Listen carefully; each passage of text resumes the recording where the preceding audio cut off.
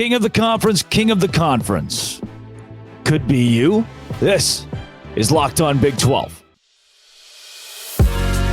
You are Locked On Big 12, your daily podcast on the Big 12 Conference, part of the Locked On Podcast Network, your team every day. Happy Wednesday, everybody. Welcome to Locked On Big 12. I'm Drake Toll from ESPN Central Texas. Thank you for making Locked On Big 12 your first listen every single day, whether on YouTube or wherever you get your podcasts as well. Today, should we all just be afraid of Utah? Is there any reason to keep playing, or should we just quit and wait for Kyle Whittingham to beat all of us? And BYU, are we giving enough attention or too much attention to what the Cougars are doing, the only new team that seems to be able to win games? And then Oregon State and Washington State have some sort of clarity here. We'll give you an update on where they are in expansion. So this whole Utah deal. Should we all look around at each other? And when I think about the Big 12, I usually think about it from like a Kansas State fan's perspective, a Texas Tech fan's perspective, because those seem to be the teams that are so entrenched in Big 12 culture. Sure, as somebody who went to Baylor, I get that to an extent, but being the small private school that sucked for the large majority of its existence in the Big 12, and still a large majority of the years that Baylor has been in the Big 12 have been down years. I like to see this from a team like Texas Tech or Kansas State, who's been middle of the road for a good portion of this and had some really great spike years, but not too many 1-11 seasons. And when I look around the future of the conference and see Utah, to be honest with you guys, that's not really a good thing for everybody else. It's not a good thing for Texas Tech or Kansas State or Iowa State, because Utah is the best team in the Pac-12. Now, I know standings-wise, they're currently tied for third with the rest of that league, but they already beat one of the teams that's at second. The team at second is USC. And so, really, you could make the case that Utah's the second best team, third best team in the Pac-12. But if you go back last year and the year prior, the Utah Utes won the Pac-12. Are we giving enough attention to the fact that the Big 12 picked up the Pac-12 champions? The Big 12 in expansion got the best football team in the Pac-12. And Utah will continue to be the best football team in the Pac-12 until somebody else proves otherwise. Now, I know they lost to Oregon State earlier this year, but they're winning again. And the conversation's back on the table of, oh, wow, Utah's not gone. They're not dead. Are they going to be a staying power, a force in the new Big 12? So as I sit around and I look at the Big 12 now that has Kansas State with Avery Johnson and Will Howard trying to fight for a Big 12 championship with a chance to knock off Texas in a couple of weeks. I look at Iowa State, who's going to need a magical run to continue to be able to go to a bowl game and maybe go to the Big 12 championship. I see Oklahoma State, who has a tough roster, 33-7 lost to South Alabama, but they're still 5-2 in the Big 12 race. I look at Kansas, who you could argue has been, quote, disappointing, but they're 5-2 overall and have been one of the few Big 12 teams to be ranked this season. I see a BYU who has shocked a lot of folks by going 5-2 when the other new teams, Houston, UCF, and Cincinnati, make up the bottom of this conference. Texas Tech, who's disappointed. TCU, who's disappointed. Baylor, who's disappointed. West Virginia, who's impressed. The parity of the Big 12. Where does a team like Utah fit into that? And moreover, maybe even past Utah, where do you get Arizona, Arizona State? Where do those guys go? Colorado, Deion Sanders, where do those guys go? For Arizona, they're 2-2, 4-3 in the Pac-12. Colorado 1-3 in conference play, 4-3 overall. But same Colorado team beat TCU earlier this year. And you know what? Based on what I just saw TCU do against Kansas State and Manhattan, if they were to square off again today, I don't know what would happen.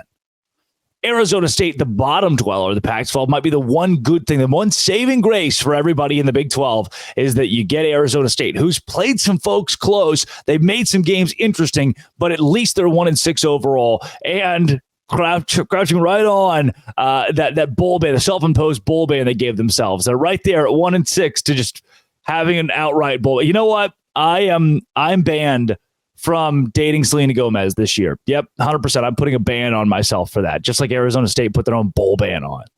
Now, Colorado, Arizona, Utah. Arizona looks scary at 4-3 overall, 2-2. That's not great, right? You don't look at that and you think, oh, I'm fearful of that. But gosh dang, guys, look around our own conference and see what the Big 12 is putting together. It's nothing impressive right now. Not yet, at least. And maybe you hear that like I would, And you think, nope, the Big 12 is impressive. The Big 12 is good. I would tend to agree with that. But there are only two ranked teams, two AP poll teams in the Big 12, and they are Texas and Oklahoma, who are leaving the league for the SEC. That's where things get hairy. Nationally, this conference is getting no respect. And honestly, if we were just to have an objective conversation with one another about whether or not this conference deserves respect at this point, the answer is no, because the parity where you eat each other alive and your best team is 5-2 outside of Texas and Oklahoma, what does that get you? Especially when it's a team like Oklahoma State who lost to South Alabama. Kansas State at 5-2. They've got a legitimate case for a top 25 berth. They got a legitimate case for top 25 positioning. Kansas is right there. BYU is right there. Iowa State outside looking in. West Virginia was on the precipice. And then past that, every other team in the Big 12 from Baylor to Texas Tech to UCF has just been not great. So what does that do when a team like Utah comes in? Maybe my big question here is whether or not Kyle Whittingham stays. That has been a topic we've brushed over in the offseason that we probably should have spent more focus and time on. Whether or not Kyle Whittingham will still be at Utah come 2024. Because a lot of the comments he's made, if you haven't come up with this, Kyle Whittingham has been one of the most, I don't want to say anti-Big 12, but he certainly has not been pro-Big 12. He's been very pro-college expansion, college football expansion, and getting on the forefront of that, because all of his rhetoric has been, hey, a reporter will ask him, hey, Kyle, what do you think about, future matchups with BYU? I'd be like, I don't know if we have any future matchups with BYU. I don't know if we do. Or, hey, Kyle, what about X, Y, and Z? This is the last time you're going to play UCLA. No, it's not. We'll play them again. We might see them again. In college football expansion, anything can happen. He's the anything can happen guy. And if you've listened to enough Kyle Whittingham, BYU Cougar Kyle Whittingham, you know that he likes to stir the pot. So he's always been kind of that stir pot guy. BYU wouldn't hire him, and he still seems kind of, there's always a conversation of BYU fans will convince you that they wouldn't hire him, that he is still upset about that and still wants that exacting his vengeance on BYU by just being a weird guy. And I don't know if he wants to stick around with this whole college football expansion thing. Whittingham is not a big name in college coaching. He's not a top 10 name in college coaching. Should he be? Yeah, I think so, because now what he's done and the wins he's got in Utah. But let me be very clear here. If you were to ask the random Virginia Tech fan who coaches at Utah, they probably won't know. If you ask the random Florida State fan who coaches at Utah, they probably won't know. Now, that same thing goes for Kansas State. They don't know Chris Kleiman. That same thing goes for Baylor. I was having a conversation the other day with a University of Arkansas fan. I'm like, who's that coach you guys got down there? It's still Dave Aranda for the last 4 years. There is a short list of college coaches who are renowned. And I think the fact that Kyle Whittingham's not on that short list gives him leeway to step away from the game early or go to a different school early. And the way he talks, I don't know if he'll still be there. But right now, as long as he is, winning games without Cam Rising, dominating USC without Cam Rising, a defense that is the best in the Pac-12, moving that to the Big 12, that should scare you. That should scare. I'm not saying to be a sheep. I'm not saying to live in fear here, but I'm saying to be a sheep, you should live in fear because this Utah team's legit. Will they be the king of the Pac-12? Sorry, they are the king of the Pac-12. Will they be the king of the Big 12? They've got a shot. But what does BYU have to say about it? This is Locked On Big 12, part of the Locked On Podcast Network, your team every day.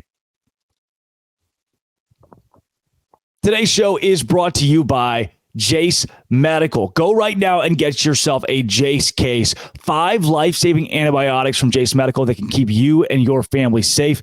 The Jase case is doctor created, doctor tested. It is the best way to keep your family, yourself and your family safe in the event of a medical emergency on your own, right? Don't put it in the hands of somebody else. Put it in your own hands with the Jase case. It's also right now with Locked On. You can get these 5 essential antibiotics easily because of our promo, jasemedical.com, enter code Locked On at checkout for a $20 discount. Also, gift cards, Jase case. Buy a gift card for a family member or a loved one so they can get a Jase case of their own. Promo code is Locked On at jasemedical.com. Jase case, 5 life-saving antibiotics for emergency use. Keep your life, your loved ones' lives in your hands at jasemedical.com with code Locked On. Today's show is also brought to you by FanDuel.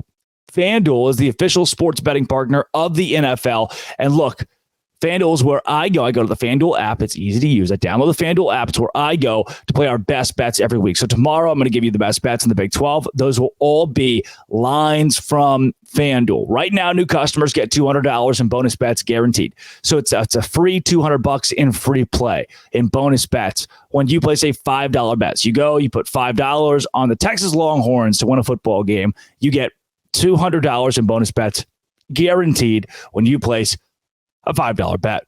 That's $200 in bonus bets, win or lose. If you've been thinking about joining FanDuel, there's no time better than right now to get in on the action. There's spreads, player props, over-unders, and more. Visit FanDuel.com/lockedon. Kick off the NFL season. FanDuel, official partner of the NFL. Again, FanDuel.com/lockedon. So what do we do with BYU here? And a couple of these other new teams? Because if you're a Kansas State fan, again, I told you the perspective of a Kansas State fans, the way I look at this, or a Texas Tech fan, or an Iowa State fan, a West Virginia fan, and you see what BYU is doing right now. Does that scare you? Especially when you're a Texas Tech fan and you just went on the road to BYU, a team that has not been in the Power Five, a BYU team that's been meddling for the last decade plus in no man's land, and you lost to them. Texas Tech lost to BYU, and not just like we lost. We fell to 4-2, 5-2, and tough one, ticket off the chin. That's just a random game. It's a one-off. No. Texas Tech lost to them and continues to get dominated this year. 3-5 overall, 2-3 in Big 12 play, and that's at the hands of BYU. But what's wild about this is Houston sits at 1-3. They're the second best new team. UCF 0-4, Cincinnati 0-4 in Big 12 play. Those two teams have struggled mightily as well. And it makes me wonder, how has BYU done this? The Cougars to this point are 2-2 in Big 12 play, 5-2 overall. Now, for this team, Kalani Sitake, and what they put together, I don't want to say that I'm shocked, right? In my preseason rankings, projections, I had BYU at 7-5. And I still think that's about where BYU ends up with a really respectable 7-5 season. The reason I was so high on them is because BYU has Power 5 experience. They're used to playing Power 5 teams. They're used to recruiting at almost a Power 5 level. It gave them a leg up here because at Houston, at UCF, you couldn't sell to a recruit, hey, we're Power 5. At BYU, you could sell, hey, we play Power 5 teams consistently. As an independent, we create our own schedule. You're going to play on TV. There were different ways you could sway a recruit at BYU. It's not the same. It wasn't like that at Houston. It wasn't like that at UCF. Yet I still had confidence that these new teams would adapt a lot faster. I thought that UCF would be a bowl team, surefire under Gus Malzahn. He's seen what it looks like to win at the Power 5 level. They went on the road and beat Boise State. What can they do in Big 12 play? They're 0-4, lost 4 straight on the year after starting the year 3-0 out of conference. We are seeing with Cincinnati, Houston, and UCF how tough it is to make the adjustment from Group of 5 to Power 5. We're not seeing that with BYU. BYU just beat Texas Tech, who's been a Big 12 team since before I was born. That's weird. Thought the new guys were supposed to struggle. Is this opening up to where Kalani Sitake, BYU, because they're a Power 5 team, what kind of box has just opened? Does this mean that moving forward for BYU, that they've got the resources? Look, I've seen it. I've been on campus at BYU. I've been on campus and seen their 2 outdoor practice fields, 1 grass, 1 artificial turf. I've seen their indoor practice facility. I've seen their weight room, and it is first class. It is better than, I would say, over half the new teams in the Big 12. BYU's facilities are like that. The money's there. The fan base is there. And you could make the case, and you'd be correct, that the fan base is so rabid and passionate because one of the world's largest growing religions is based around Brigham Young University.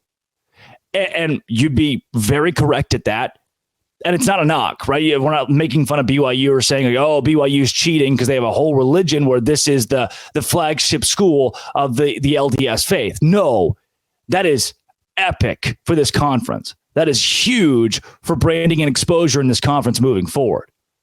But it's also, if you're West Virginia, scary. If you're Baylor, scary. And it makes me think, At what point, if we get to a juncture here in a couple of years, and I'm going to get into this in the third segment, where we get to a juncture in a few years where things start shaking up again. And now the ACC wants a West Virginia. They want a TCU.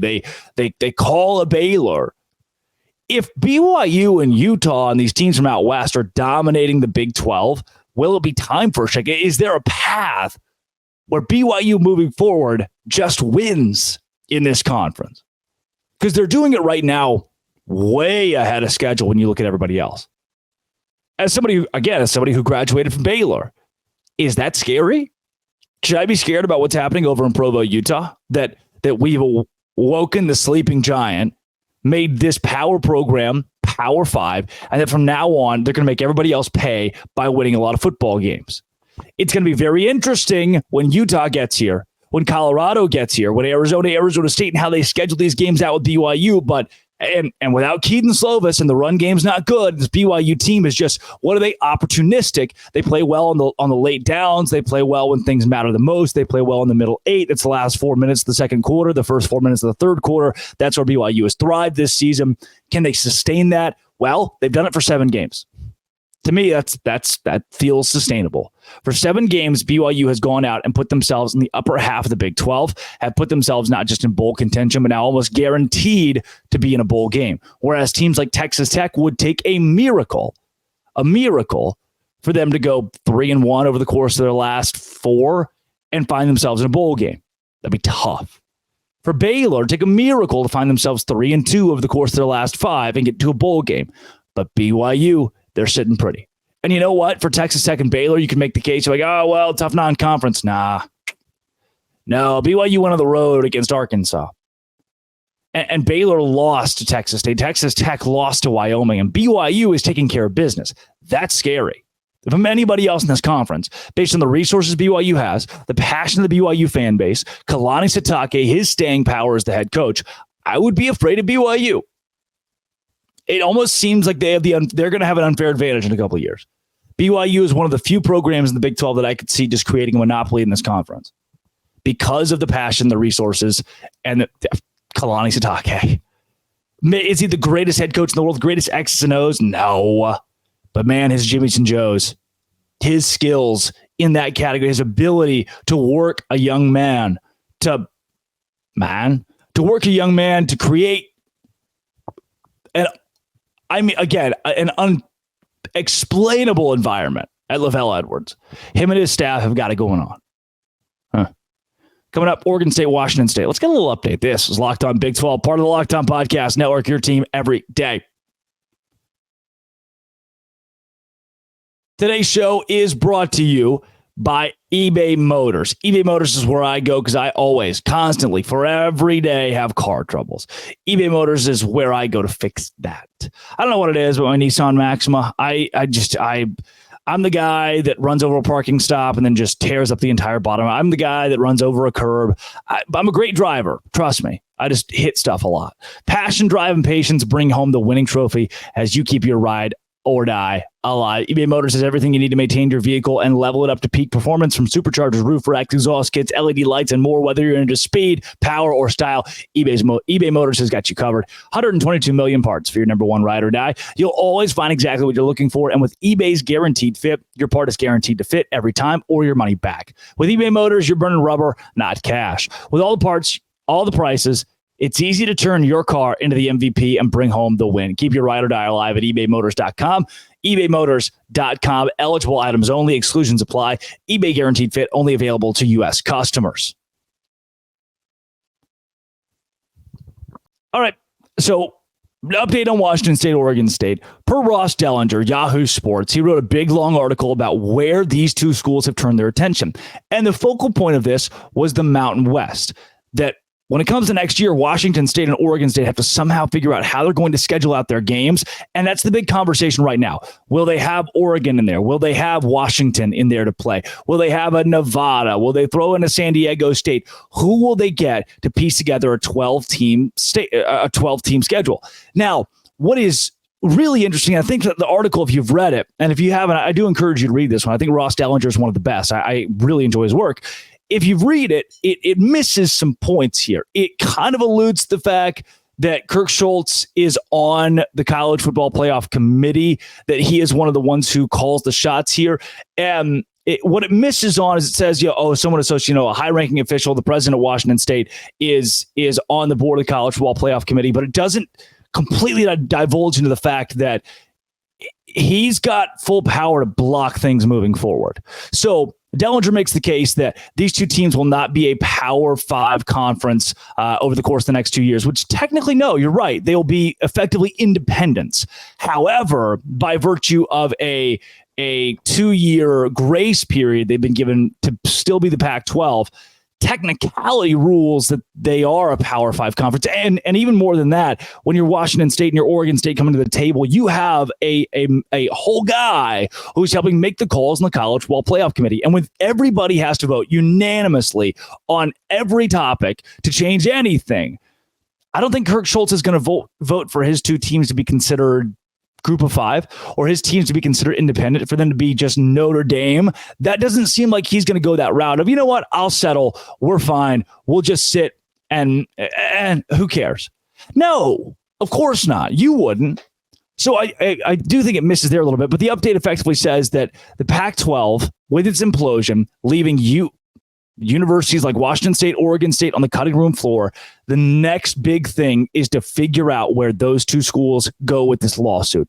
If they get the assets, there are millions hung up when it comes to March Madness, millions hung up for college football playoff, for bowls. Who gets to take over those millions of dollars? And if it's just Washington State and Oregon State, if it's just two teams that are bringing home a gajillion dollars here, that's when, to me, conferences like the Big 12, the ACC, will look at expansion in the direction of Oregon State and Washington State. Do I think that them going to the Big 12 is completely off the table? No, and I do believe we should look at this closely still. I told you that until this whole lawsuit stuff is wrapped up a month from now, there'll be very little clarity on where these two teams go. While they're in talks with some Mountain West schools, I'm positive, based on the vernacular and rhetoric that Kirk Schultz has brought out, they don't want to be Group of 5. These two schools are not going to settle to be Group of 5. And as long as they have a vote on the college football playoff committee, they're not going to sit around and wait for everybody else in that conference to go to their Power 5 schools, and then they themselves sit and be independent. They themselves sit without an opportunity to go to the college football playoff, or them merging with the Mountain West. To me, I look at these two schools, and no, it's obvious they don't want to do that. They want to stay Power 5, especially, Dellinger writes about this, when it comes to Olympic sports. They want to give their Olympic sports the best chance possible to go to a national championship, to compete for a national championship. And you can't really do that in the Mountain West. That's tough to do in the Mountain West. Now, I get it, right? Like a Nevada baseball team can still go win the College World Series. A Nevada basketball team can still go win March Madness. You just don't get a ton of that. Now, I don't think that's where Washington State and Oregon State, from a money standpoint, want to be either, because that's not, albeit that payout in the Pac-12 wasn't great, it's not the money they've been getting. They are going to go as hard as possible to fight to be Power 5. That I'm confident in. And good article from Dellinger, good article, misses a couple of the key points. It brushes over too quickly the fact that Kirk Schultz has so much power in this and where he wants to go, where he will take this with both of these schools, because it seems like he's really wrapped up Oregon State in his embrace as well. So as we monitor this through the lawsuit of the next month, that there's the clarity is coming into view a little bit, that Oregon State and Washington State are at least in talks to the Mountain West to try to put something together, worst case scenario, for next year's schedule. What will it do past that? We don't know. What will all of college football do past 2026? We don't know. There's not a college football playoff agreement. And Kirk Schultz is going to probably continue to block that until his school is figured out. There's not really a TV deal for the college football playoff past 2026. What's going to happen there? We got to just keep it in the register. Keep it on top of mind here, because this stuff's about to get nuts. This has been It Always Will Be. Thanks for making it your first listen every single day. Come back tomorrow. It's the fastest 30 minutes in sports. Doce Grande.